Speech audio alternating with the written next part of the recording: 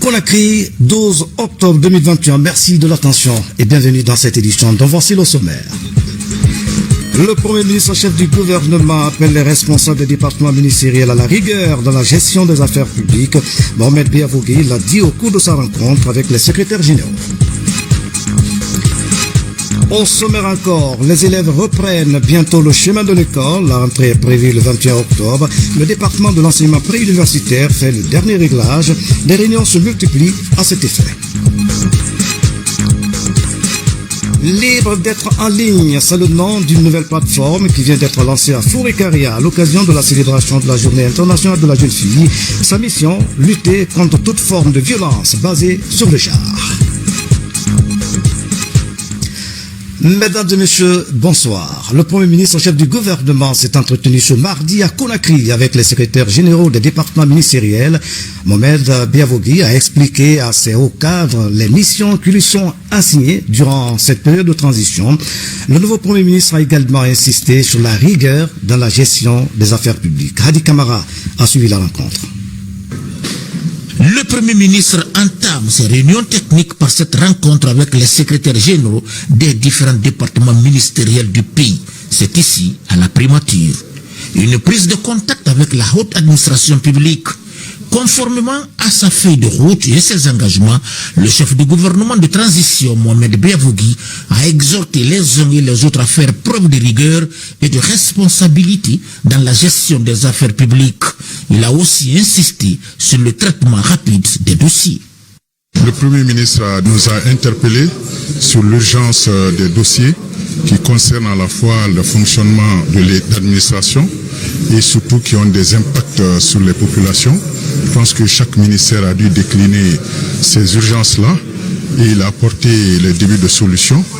Et pour le reste, il nous a demandé de faire des notes techniques pour qu'effectivement, à son niveau et au niveau de son cabinet, l'examen soit plus approfondi. Au cours de la rencontre, les secrétaires généraux des départements ministériels ont brièvement fait le point sur les urgences du moment et voir comment œuvrer à renforcer les capacités institutionnelles et redynamiser le travail dans les services.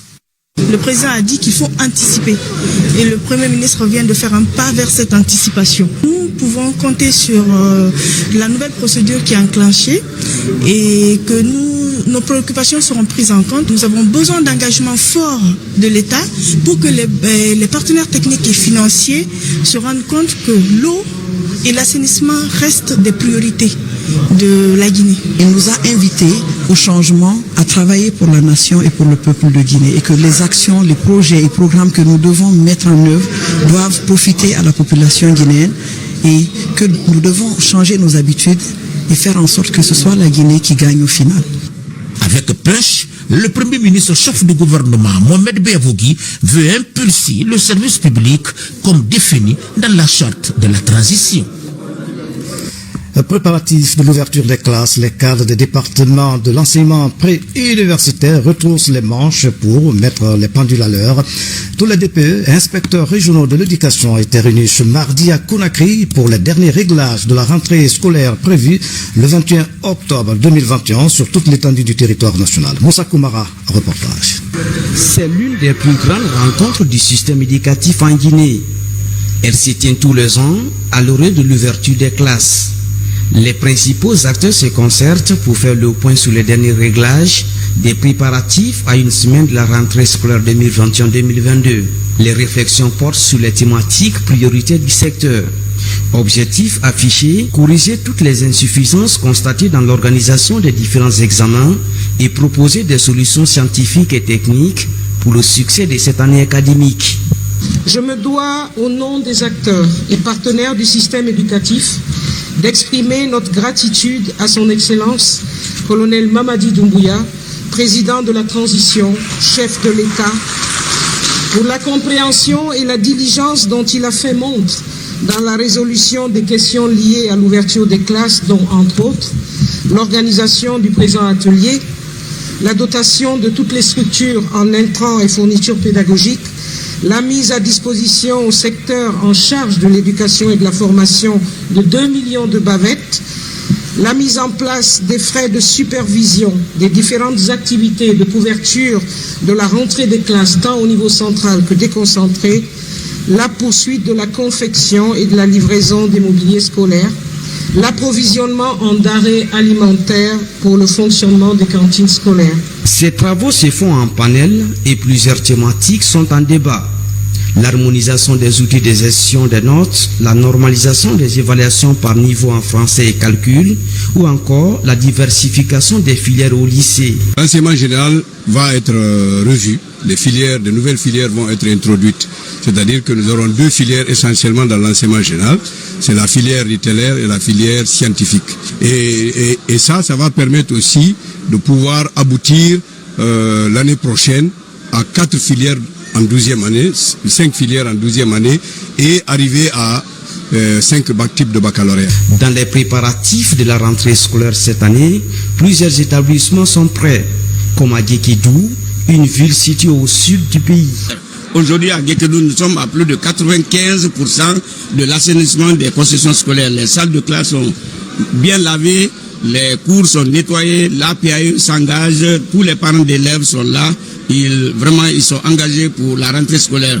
Cette rencontre qui se veut un espace de dialogue et d'échange va durer 4 jours.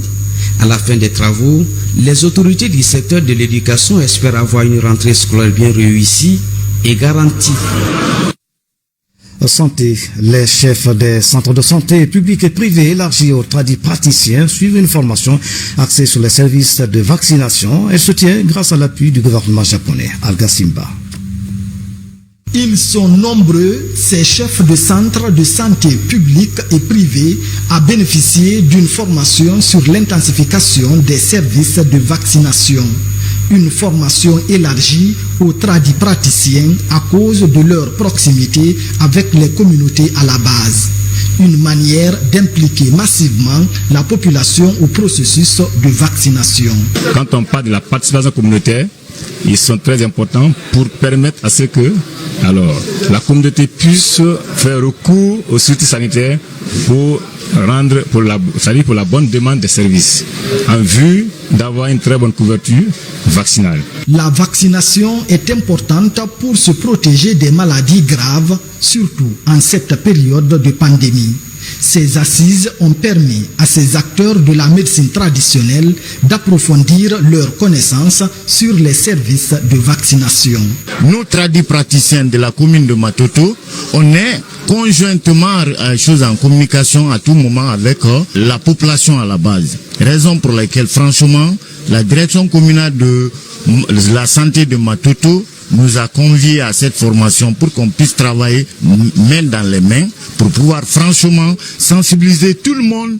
Nous avons besoin de l'appui de la communauté parce que comme vous le savez, sans la communauté, nous ne pouvons pas réussir nos activités. Et donc, c'est eux qui vont désormais améliorer la couverture vaccinale, améliorer l'utilisation de nos services de santé. Financée par le gouvernement japonais en collaboration avec l'UNICEF, cette formation vise à encourager les communautés à adhérer au concept de la vaccination. Direction Mouéné-Guinée, dans la ville Carrefour Namou, des acteurs du développement local viennent de boucler une série de formations au centre de Seredo. Ils ont été outillés sur les enjeux liés à la décentralisation. L'exercice est piloté par le département de l'administration du territoire et de la décentralisation. Objectif, renforcer leur capacité dans la gestion des collectivités. RTG Mamou, Mamadou Patibate.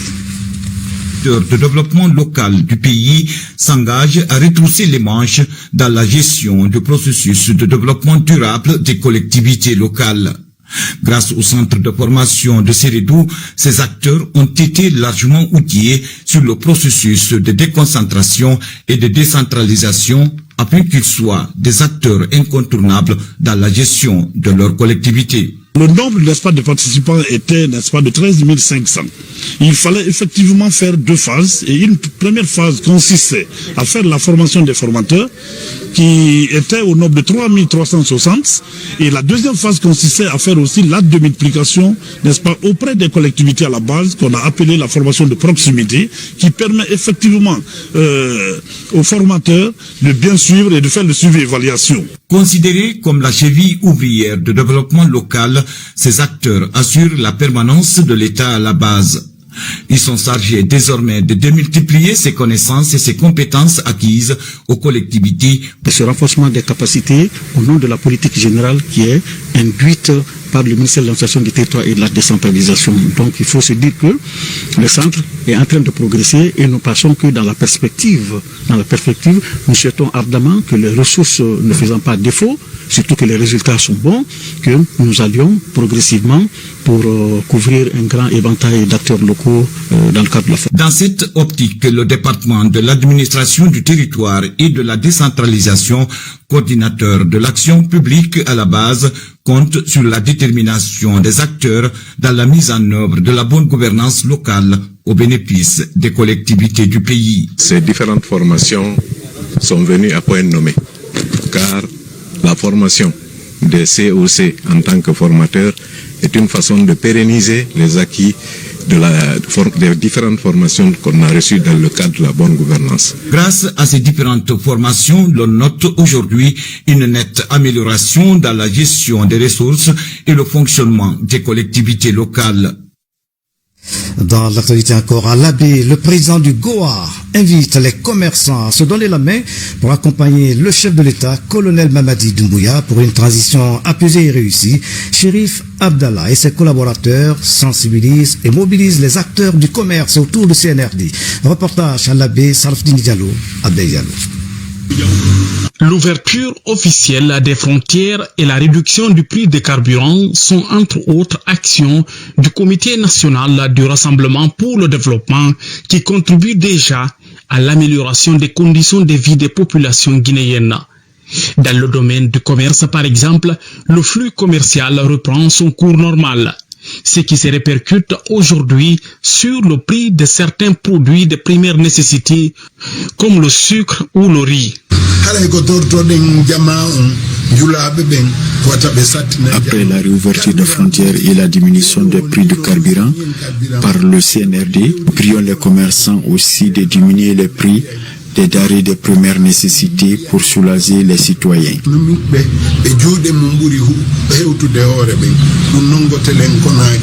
En ces jours de travail dans la région de l'Abbé, le président du groupe organisé des hommes d'affaires Goa rencontre les structures syndicales de transport mécanique et du commerce. Au menu des échanges, élaborer un plan d'action pour maintenir les prix fixés pour soulager le panier de la ménagère. Sur la relance économique transfrontalière, nous avons informé les opérateurs économiques. Depuis l'arrivée du colonel Doumbouya, président du CNRD, président de la République de Guinée, franchement, la situation est en train de se décanter. Donc tout ce qu'on appelle monopole dans ce pays doit cesser. Aujourd'hui, il est absolument indispensable que ce monopole-là soit cassé. C'est tous les commerçants, les grossistes, les demi-grossistes, les détaillants et certains transporteurs, les importateurs qui vont demander ces doléances-là auprès des autorités de notre pays. Par ailleurs, Chérif Abdallah invite tous les acteurs à s'impliquer activement pour accompagner le colonel Mamadi Doumbouya et son équipe pour la réussite de la transition. L'autre image de l'actualité nationale, le leadership des adolescentes valorisé à l'occasion de la Journée internationale des jeunes filles. Pour les promoteurs des droits des filles, cette journée permet aux filles de s'épanouir. Mohamed de Camara. Pour la journée de ce 11 octobre consacrée aux jeunes filles, les adolescentes ont pris les commandes dans certains services publics de la capitale. Au ministère des Droits et de l'Autonomisation des femmes, Kadiatou Salam Diallo remplace la chef de cabinet et au ministère de l'Hydraulique, la jeune Hawagid Tunkara prend la place de la patronne du cabinet. Pour quelques heures, elles sont chargées de gérer les affaires courantes de ces deux départements. La stratégie vise à encourager le leadership de ces filles. J'ai pu réaliser que les fonctions qu'occupent nos ministres dans les différents départements n'est pas une chose facile. C'est une chose stressante durant toute la journée d'ailleurs. Mais quand même, c'est un grand plaisir parce que ça me permet de découvrir et d'apprendre encore plus. Aujourd'hui, nous nous battons pour que les femmes se fassent entendre. Et c'est pour ça qu'en ce 11 octobre, nous fêtons la journée internationale de la jeune fille. C'est pour bien sûr lancer un appel en faveur des progrès qu'il reste encore à accomplir. Comme preuve, nous avons la chef de cabinet du ministère de l'Hydraulique et de l'Assainissement, qui est une femme d'ailleurs, et qui est très battante. C'est un grand soulagement de savoir que cette société qui autrefois renvoyait l'image d'une société hostile à l'émancipation de la femme est en train de vraiment connaître la place de la femme dans la société et de lui donner sa chance. Chaque 11 octobre, journée internationale de la jeune fille, les autorités en charge de promouvoir les droits des filles et le partenaire Plan Guinée international s'attellent à cette pratique depuis plusieurs années. Quand on est ministre, c'est une étape d'évolution administrative et technique. Donc nous voulons qu'elle sache que si elle se prête à toutes les opportunités de formation, d'éducation, d'enseignement, d'aptitude au numérique et tout cela, elle doit parvenir justement à ce poste-là. On ne naît pas avec un poste. On vient à un poste suite à des qualifications. Quand on a confiance en soi, on peut accomplir ce que les hommes peuvent accomplir.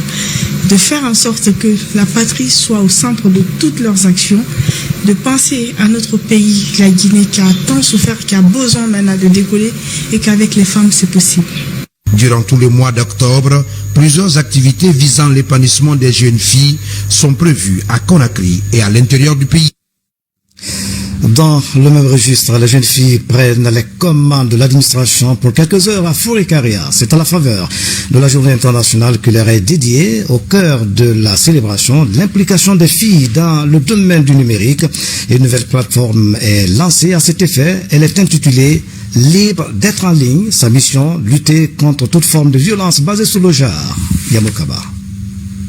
Le préfet de Fourekaria a vécu une journée moins chargée. À l'occasion de la journée internationale de la jeune fille, colonel Kamara a passé provisoirement ses responsabilités à Fatoumata Yarisila. Message du jour, reconnaître le potentiel des filles tout en respectant leurs droits. L'objectif de cette rencontre est lié à la journée internationale de la jeune fille, qui est là pour promouvoir la promotion et des droits des jeunes filles de la Guinée. Et aussi, nous faisons appel aux autorités communautaires et aux autorités internationales pour nous appuyer à ce que nos droits et lois soient respectés en Guinée.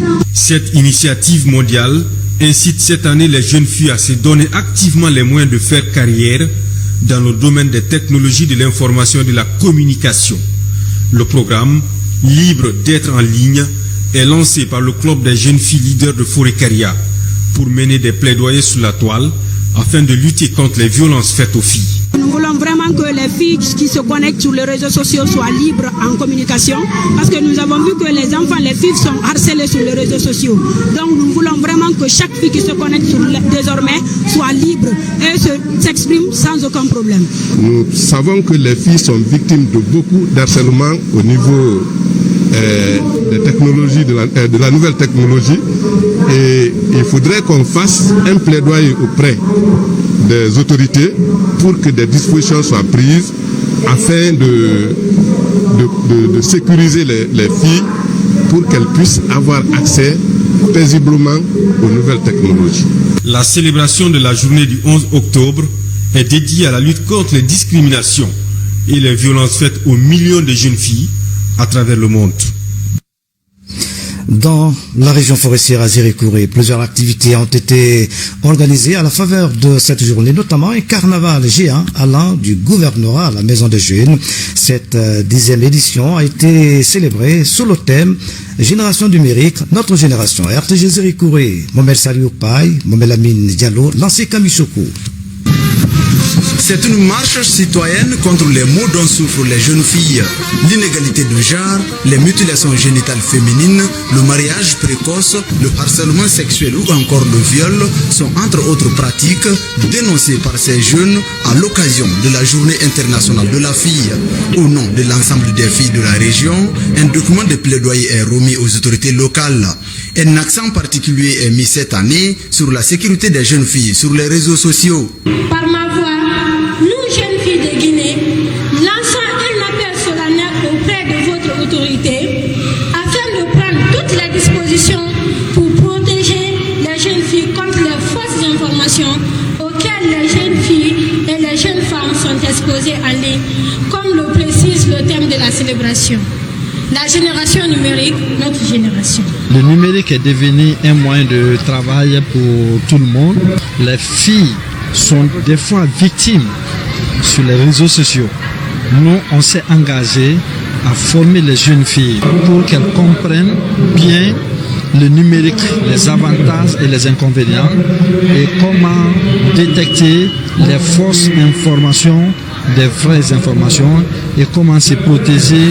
Institutionnalisée le 11 octobre 2011, cette journée a pour but de faire une mobilisation sociale afin d'interpeller les pouvoirs publics à plus de responsabilités pour l'émancipation de la couche féminine. Aucun pays au monde ne peut se développer sans la participation active de toutes les couches sociales, surtout les femmes. Pour y parvenir, il faut la scolarisation et le maintien des filles à l'école, ce qui garantira toute initiative de l'autonomisation de la fille. Que les pratiques néfastes dont sont victimes les jeunes filles soient abandonnées. Mais c'est seulement quand il y a des cérémonies qu'on le fasse. Donc c'est la place et le lieu de remercier non seulement tous les partenaires techniques et financiers, à l'occurrence plan international, mais aussi le gouvernement guinéen qui s'est engagé dans ce cadre pour pouvoir organiser ces journées. Les jeunes filles d'aujourd'hui constituent la base fondamentale de notre avenir commun. Pour les célébrer dans toute leur diversité, un match de gala est organisé ce 11 octobre au stade régional de Zérékoré. Il vient ainsi clore les festivités de la 10e journée de la jeune fille. La journée de la jeune fille a été célébrée sur fond de plaidoyer à Kindia. Les filles ont dénoncé les problèmes qui freinent leur évolution avant de formuler des doléances. C'est une journée supervisée par la fédération Mounafani et les autorités locales. Le point avec Makale Souma, Bernard Tambinou. Le numérique au cœur de la célébration de la journée internationale de la jeune fille 2021. À Kindia, ces jeunes filles savent à peu près ce dont elles ont besoin pour être une véritable génération numérique. Veillez à ce que les politiques gouvernementales sur l'accès à l'Internet soient inclusives et une connectivité plus abordable et plus effective pour tous, en particulier pour celles des filles et des jeunes femmes. Un équitable accès au numérique pour une inclusion effective, voilà tout l'enjeu de ces plaidoyers, loin de l'utilisation qu'on connaît actuellement de l'Internet. Ils peuvent améliorer leurs cours, les cours qu'ils apprennent à l'école. Ils peuvent améliorer les leçons. Ils peuvent enrichir leur vocabulaire, ils peuvent enrichir, disons, tout ce qu'ils sont en train d'apprendre. Ça permet de s'informer et ça permet aussi d'avoir une bonne orientation et aussi tisser de belles relations, de bonnes relations. Pour la promotion des droits des jeunes filles à Kindia, un mémo est fait. Il y est inscrit le maintien des jeunes filles à l'école, la lutte contre le viol, les mutilations génitales féminines et le mariage d'enfants. Autant de préjudices causés aux filles et qui freinent leur plein épanouissement. Quand vous prenez 100 filles, vous verrez sur les 100 qu'il n'y a que 5 ou 10 qui vont jusqu'à l'université. Et on sait, c'est parce qu'elles ne peuvent pas, c'est parce qu'elles sont victimes de mariage précoce, c'est parce qu'elles sont victimes de viol, elles sont stigmatisées, c'est parce que les travaux ménagers sont sur elles. Nous prendrons ces recommandations à bras le corps et on promet que les autorités plus haut que nous vont recevoir ces recommandations. Ces jeunes filles de la ville des Agrumes ont fait un plaidoyer pour toutes les filles de Guinée. Elles en appellent au respect et à la promotion de tous leurs droits, y compris leur accès au numérique, pour devenir de véritables pionnières de la technologie. Et puis, en plus bref, la direction générale de la Société des eaux de Guinée, SEG, informe les populations approvisionnées en eau potable par les bornes fontaines que pour des raisons d'entretien et de nettoyage périodique des cuves, des perturbations seront constatées momentanément. La SEG rassure ces populations que les dispositions nécessaires sont envisagées pour la reprise de la desserte en eau potable dans les meilleurs délais et c'est compter sur l'esprit de bonne et habituelle compréhension des populations concernées, la direction générale. Lutte contre la drogue. Plus de 3 tonnes de chanvre indien viennent d'être incinérées par les autorités de la ville de Kindia. Cette drogue a été saisie le mois de juin dernier par les services de défense et de sécurité. Cette opération est la 4e depuis le début de l'année. Tierno Junosaba signe le reportage. La quantité est importante. 2700 kg de chanvre indien sont incinérés en banlieue de Kindia. Le cargaison a été saisi entre les préfectures de Koya, Furikaria et Kindia. Un exploit en matière de lutte contre la drogue et la criminalité grâce aux efforts consentis par le Conseil régional de défense et de sécurité de Kindia. Nous avons commencé par l'incinération des quantités de drogue saisies par nos services de défense et de sécurité. La deuxième phase sera le suivi du plan d'action des opérations de ratissage que nous avons mis en place sous l'initiative de Monsieur le procureur de la République et avec l'appui de tous les services de défense et de sécurité. Cette quantité de près de 3 tonnes de chanvre indienne a été saisie grâce à la cohésion, à la synergie d'action des forces de défense et de sécurité. C'est la 4e fois que nous procédons à l'incinération du chanvre indien. Donc cela prouve à suffisance que les forces de défense et de sécurité de Kindia font bien leur travail. Alors que la Guinée fait de la lutte contre la drogue son cheval de bataille, à Kindia, les autorités ont marqué des points ces derniers mois. Déjà, dans cette présente affaire, la seule personne mise en examen purge une peine de prison ferme. En étroite collaboration avec la justice, la lutte contre le trafic de drogue sous toutes ses formes à Kindia, à Furikaria et à Télémilé a cessé d'être une activité. Cette lutte est devenue désormais un comportement des forces de défense et de sécurité. Que vous récidiviez ou que vous soyez à votre première comparaison à l'audience, nous ne vous faisons pas de cadeau si nous vous prenons avec la drogue. Cette opération d'incinération intervient quelques jours après celle de Conakry, comme pour rappeler la volonté des autorités à freiner le trafic de drogue en Guinée. Voilà, mesdames, messieurs, c'est la fin de cette édition à tous. Merci de nous avoir suivis. Excellente soirée, où que vous soyez dans le monde. À demain.